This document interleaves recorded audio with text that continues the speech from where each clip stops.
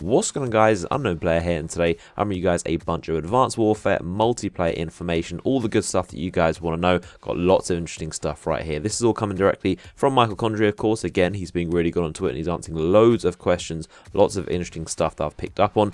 I've picked up all the interesting stuff that I know you guys are going to want to hear about. And speaking of his tweets, I made a video a few days ago kind of suggesting that we might have seen the multiplayer map from Gorge in one of the multiplayer reveal trailers, and he actually did respond to one of my tweets and confirmed that it is correct. He responded by saying, I tweeted out one of my videos saying that this is a look at the brand new remake of the map pipeline, and he did respond to that tweet saying 2 points to Team Unknown Player. So that's pretty much confirming that the map we did see is actually the remake, which is really cool that we did actually see that. And as I say, Sledgehammer do really like to sneak little bits of information, and all Call of Duty trailers in general, they really do sneak little bits of information to those trailers, and it's really good that we've got confirmed information that this is what the new remake of the map pipeline is going to look like. If you haven't seen that video, I'll put a link in the description. It's basically a look at what the new pipeline remake will look like in Advanced Warfare multiplayer. But let's get into this information. So first off, he responded to a tweet from someone asking about traditional weapons in Call of Duty Advanced Warfare, such as the AK-47. He said yes, there will be several, so we can expect a lot of throwback weapons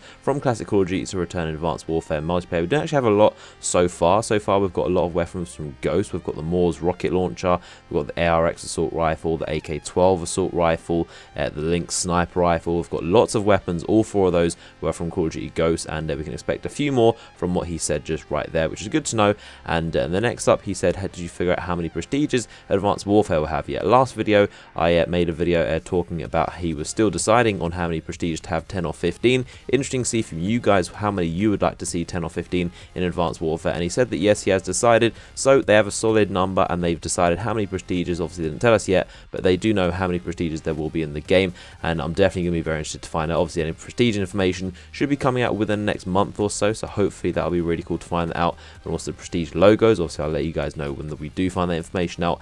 And the next up, someone asked him about DLC camos in Advanced Warfare. He said probably we'll tackle that after November 4th. So obviously DLC and stuff like that, and micro DLC is an afterthought for when the game is finally out and they're doing updates and stuff like that. And based on his response, we can probably assume there will be DLC camos. Obviously, it's very profitable for Activision in general to have micro items and things for you to purchase if you want to customize your character that little bit more. So we probably can expect micro DLC and exosuit camos, weapon camos, all that good stuff in Advanced Warfare. And I'll look forward to covering that stuff. I always enjoy when they kind of add these things because they kind of let you customize your character a little bit more. And obviously, it's optional. It does increase your actual ability to play the game, but it's a nice, cool way to be able to customize your character, make it set out from all the others if you choose to do so. And then the next thing he said was actually regarding one of the game modes. Someone asked him about demolition, and he said there will be 13 game modes in Advanced Warfare. So that's an interesting number to note right there. And demolition is not one of them, unfortunately. So at launch, he said demolition will not be one of the game modes. So possibly they'll add it in the future. I don't know. That's just a possibility. He did say at launch, which does mean it could be added in at a later date, but it's not very likely.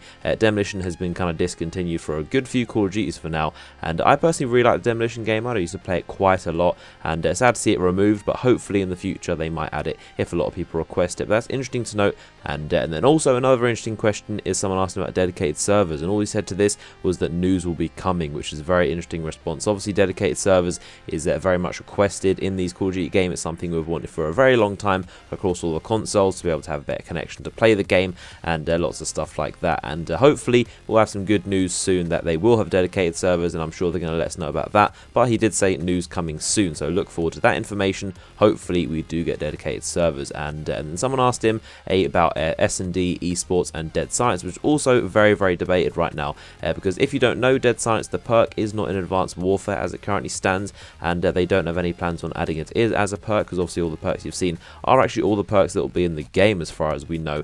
And Michael Condry basically responded saying don't fear change, changes for the better, and he can imagine a Advanced Warfare game without Dead Science. Obviously, if you don't know, Dead Science is absolutely essential for competitive players and esports and stuff like that. Obviously, it's a staple perk, and I personally think it's very unbalanced. They do need to remove Dead Science, because essentially, if you don't know, it's a perk that you have to pick. You absolutely have to pick this perk. You cannot play without Dead Silence, because people use headsets. Everyone uses really good gaming headsets, and everyone can hear footsteps and bomb plants and all that stuff. So Dead Silence is an absolute essential perk that everyone, every pro player at least, or in a competitive game mode, you always have to be using. And it kind of makes the game unbalanced, because there's this perk that you absolutely have to use no matter what. It's kind of like stopping power back in the day, you just can't play without it. So it makes the game unbalanced if you have the perk in. Sledgehammer have made a bold decision to remove it, and they're trying to figure out a way to put it in the game without making everyone have to waste these perk points on Dead Silence, because it's going to be there every single time.